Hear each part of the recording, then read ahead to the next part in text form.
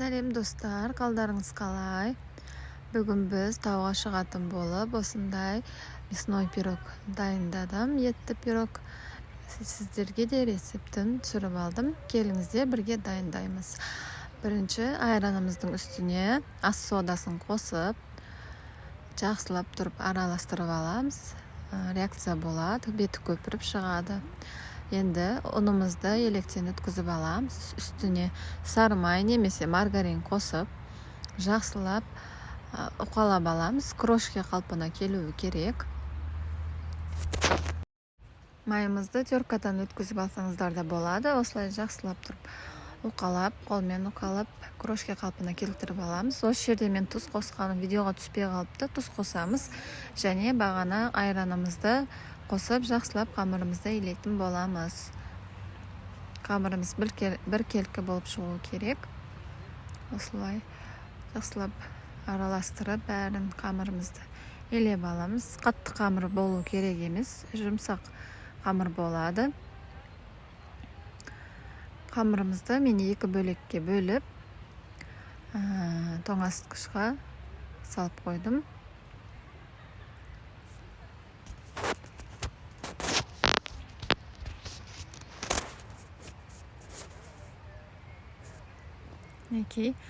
Біреу үлкен, біреу кішкентай болу керек. Енді салмасын дайындаймыз. Менде тартылған ет, пияз және жарты картоп қостым. Қалауларыңызға қарап, картоптың орнына 40 қабат қоссаңыздар да болады.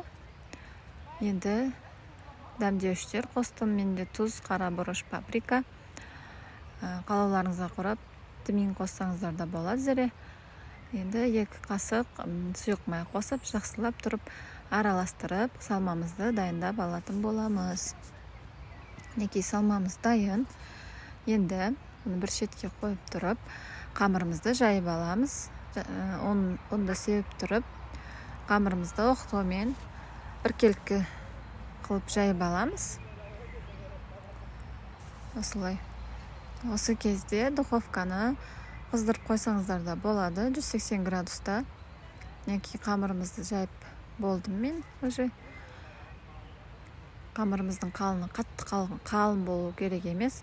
Қатты жұқада болмайды. 5-6 мм болса жеткілікті. Енді осылай алып листімізге салып аламыз. Листімізді алдын ала майлап қойсаңыздар болады, астына жабыспау үшін. Осылай салып дайындап алдым.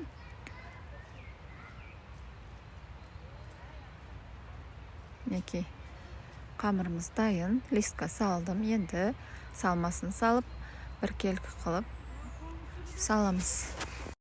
Осылай бір келкі қылып салмамызды дайындап салып аламыз. Бір жер қалың, бір жер жұқа болып қалмасын, қыздар. Енді екінші қамырымызды жайып аламыз. Екінші қамырымыз сәл кішкентай болады. Сәл жұқалау да болуы мүмкін. Осылай бір келкі қамыр жайып аламыз, домалақ қамыр. Қамырымыз жайылып дайын тұр. Енді начинкамыздың үстіне осы қамырымызды жайып шетін жабыстырып шығамыз. Екі қолмен екі қамырымызды қосып шықтым. Қалауларыңызға қарап өріп шықсаңыздар да болады. Әркім қалай ыңғайлы, солай екі қамырды бір-біріне қоссаңыздар болады.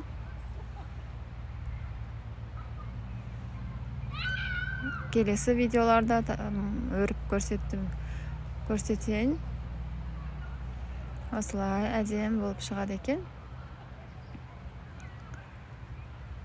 Бүгінгі озвучкамыз біздің табиғат қойнауында болып отыр. Әдемі болып, дала деген керемет болып тұр енді. Осылай мен безендіріп алдым. Қалауларыңызға қарап вилкамен де безендірсеңіздер болады.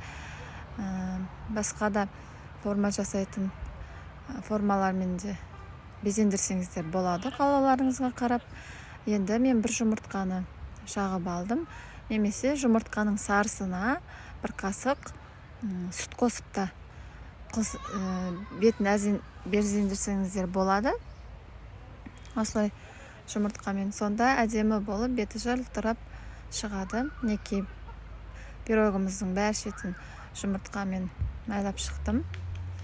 Енді бетіне күнжіт себемін. Менде сары күнжіт. Қалаларыңызға қарап, қарасын да сепсеңіздер болады, мак сепсеңіздер де болады. Үйдегі табылған ингредиенттерді қолдансаңыздар болады. Мінекей 180 градуста 45 минутта дайын болып шықты. Ішін енді айтып жеткізе алмаймын. Менің каналыма тіркеліп, лайк басып қолдап отырыңыздар. Алда әлі рецепттер көп болып шығады. Мінекей күшті болып, жұмсақ болып шықты. Рахмет.